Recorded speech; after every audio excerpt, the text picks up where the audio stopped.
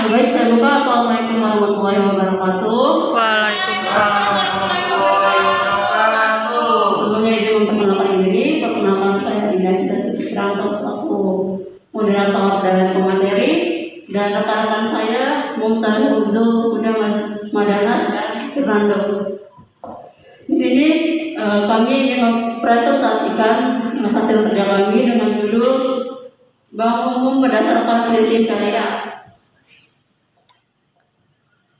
Yang pertama, dasar hukum tentang bank. Undang-Undang Nomor 10 Tahun 1998 tentang perubahan atas Undang-Undang Nomor 7 Tahun 1992 tentang perbankan, pasal 1 ayat 3 menetapkan bahwa salah satu bentuk usaha bank adalah menyediakan pembiayaan dan atau melakukan kegiatan lain berdasarkan prinsip syariah. Pokok-pokok ketentuan yang ditetapkan oleh BI memuat antara lain: A. Kegiatan usaha dan produk-produk bank berdasarkan prinsip syariah. B. Pembentukan dan tugas Dewan Pengawas Syariah. C. Persyaratan bagi pembukaan atau cabang yang melakukan kegiatan usaha secara konvensional untuk melakukan kegiatan usaha berdasarkan prinsip syariah. Selanjutnya, perbedaan bank konvensional dengan bank syariah. Yang pertama, perbedaan falsafah. Kedua, konsep pengelolaan dana nasabah. Ketiga, kewajiban mengelola zakat struktur organisasi. Bank syariah yang pertama berinvestasi pada usaha yang halal. Dua, atas dasar bagi hasil, margin, keuntungan, dan fee. Tiga, besaran bagi hasil berubah-ubah tergantung kinerja usaha. Empat, profit dan pola oriented. Lima, pola hubungan kemitraan. Lalu bank konvensional, bebas nilai sistem bunga, besaran tetap, profit oriented, hubungan debitur kreditur, tidak ada lembaga sendiri. Lalu selanjutnya, sistem bunga. Yang pertama, penentuan sistem bunga dibuat pada waktu akad dengan pedoman harus selalu untuk pihak bank. Dua, besarnya presentasi berdasarkan pada jumlah uang atau modal yang digunakan. Tiga, tidak tergantung dengan kepada kinerja usaha. Jumlah pembayaran bunga tidak meningkat meskipun jumlah keuntungan berlipat ganda saat keadaan ekonomi sedang baik. Empat, eksistensi bunga diragukan kehalalannya oleh semua agama termasuk agama Islam.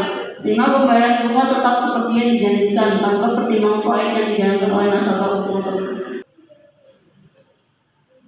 selanjutnya, sistem bagi hasil. Penentuan besarnya risiko bagi hasil dibuat pada waktu akad dengan berpedoman pada kemungkinan untuk nanti. Misalnya risiko atau nisbah bagi hasil berdasarkan pada jumlah keuntungan yang diperoleh. Tiga, tergantung pada kinerja usaha, jumlah pembagian bagi hasil meningkat sesuai dengan peningkatan jumlah pendapatan. Empat, tidak ada agama yang meragukan keabsahan bagi hasil. Lima, bagi hasil tergantung kepada keuntungan proyek yang dijalankan. Jika proyek itu tidak mendapat keuntungan, maka kerugian akan ditanggung bersama oleh kedua belah pihak. Lalu kegiatan usaha bank syariah. Prinsip kegiatan usaha ada 16, yaitu istiwalah, ijarah wahidina, istihar, kafalah, mudarabah, murabahah, musyarakah, qard, al-qardul hasan, al-ran, salam, syaf, uj, wadi'ah, wakalah. Materi selanjutnya akan disampaikan oleh rekan saya. Saya dipersilakan.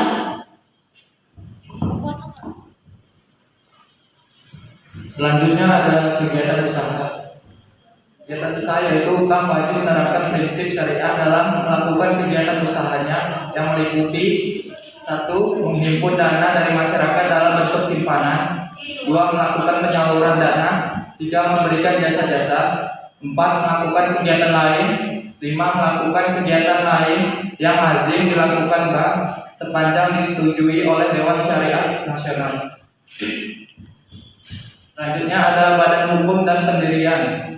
Bentuk badan hukum suatu bank berdasarkan prinsip syariah dapat berupa: yang pertama ada perseroan terbatas, kedua koperasi, atau ketiga perusahaan daerah. Selanjutnya ada modal disetor untuk mendirikan bank berdasarkan prinsip syariah ditetapkan sekurang-kurangnya sebesar 30 triliun rupiah. Selanjutnya ada pendirian. Bank berdasarkan prinsip syariah hanya dapat didirikan dan melakukan kegiatan usaha berdasarkan prinsip syariah dengan izin direksi BI. Bank tersebut hanya dapat didirikan oleh Yang pertama, warga negara Indonesia atau Badan Hukum Nasional Indonesia, atau warga negara Indonesia dan Badan Hukum Indonesia dengan WNA, warga negara Indonesia dan Badan Hukum Asing secara kemitraan. Selanjutnya ada kepemilikan bank syariah. Modal sendiri bersih merupakan penjumlahan dari modal disetor, cadangan dan laba, dikurangi penyertaan dan bagi badan hukum perseroan terbatas atau perusahaan daerah, atau penjumlahan dari simpanan pokok, simpanan wajib, hibah, modal penyertaan, dana cadangan, dan sisa hasil usaha, dikurangi penyertaan dan kerugian bagi badan hukum koperasi. Selanjutnya ada produk-produk bank muamalat. A yaitu penyaluran dana. Terdiri dari yang pertama pembiayaan atas dasar prinsip murabahah, kedua pembiayaan atas dasar prinsip baik Brickman Adil, ketiga pembiayaan atas dasar prinsip mudarobah, keempat pembiayaan atas dasar prinsip musyawarah, kelima pembiayaan atas dasar prinsip qardul hasan. Yang B yaitu penghimpunan dana. Yang pertama ada deposito atas dasar prinsip mudharabah, kedua tabungan atas dasar prinsip mudharabah, ketiga giro atas dasar prinsip wadiah. Baik, sekian dari presentasi kami. Terima kasih. Ada yang ingin ditanyakan? Assalamualaikum warahmatullahi wabarakatuh. Waalaikumsalam warahmatullahi wabarakatuh. Perkenalkan, nama saya Nurita Sari dengan NPM 2101 mengenalkan kesempatan 02. Tadi kan sudah dijelaskan mengenai prinsip-prinsip syariah. Jadi itu ada beberapa jenis. Yang mau saya tanyakan di sini mengenai prinsip al-mudharabah. Nah, pertanyaannya apa sih itu prinsip al-mudharabah? Nah, dalam prinsip al-mudharabah ini ada prakteknya atau tidak, atau ada jenisnya gitu. Jika ada, mohon disebutkan dan dijelaskan. Terima kasih. Wassalamualaikum warahmatullahi wabarakatuh. Waalaikumsalam warahmatullahi wabarakatuh. Baik, saya akan menjawab pertanyaan yang disampaikan oleh Pak Sari. Pertanyaannya adalah prinsip mudharabah itu apa dan adakah praktiknya? Jika ada, tolong sebutkan jenisnya. Jadi mudharabah itu adalah sepakat kerjasama antara dua pihak, di mana pihak pertama menyediakan seluruh modal dan pihak lain menjadi pengelola. Keuntungan dibagi menurut kesepakatan yang dituangkan dalam kontrak. Apabila rugi, maka akan ditanggung pemilik modal selama kerugian itu bukan akibat dari kelalaian si pengelola. Dan jika kerugian diakibatkan kelalaian pengelola, maka pengelola yang bertanggung jawab. Mudharabah memiliki praktik. Praktiknya terbagi dalam dua jenis, yaitu mudharabah mutlaqah dan mudharabah muqayyad. Mudharabah mutlaqah itu adalah kerjasama antara pihak pertama dan pihak lain yang cakupannya lebih luas. Artinya tidak dibatasi oleh waktu, spesifikasi usaha dan daerah bisnis. Sedangkan mudharabah muqayyad kebalikan dari mudharabah mutlaqah, di mana pihak lain dibatasi oleh waktu, spesifikasi usaha dan daerah bisnis. Bagaimana? Ya, terima kasih. Apakah ada yang ingin bertanya kembali?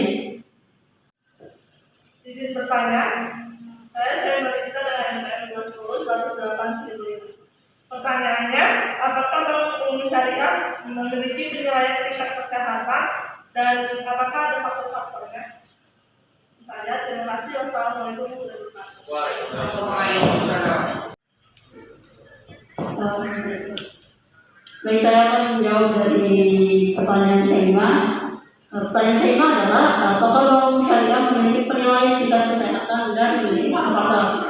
Jawabannya, bank umum syariah memiliki tingkat kesehatan bank secara triwulan yang mengikuti faktor-faktor antara lain. Yang pertama, permodalan atau kapital, dua kualitas aset atau aset quality, tiga rentabilitas atau earning, empat likuiditas atau liquidity, lima sensitivitas terhadap risiko pasar atau sensitivity to market risk, enam dan manajemen atau manajemen.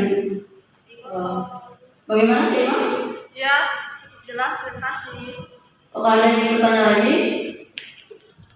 Oke, jika tidak ada yang bertanya lagi, saya tutup presentasi kami hari ini. Bila ada kesalahan, saya kami mohon maaf. Kami akhiri. Wassalamualaikum warahmatullahi wabarakatuh.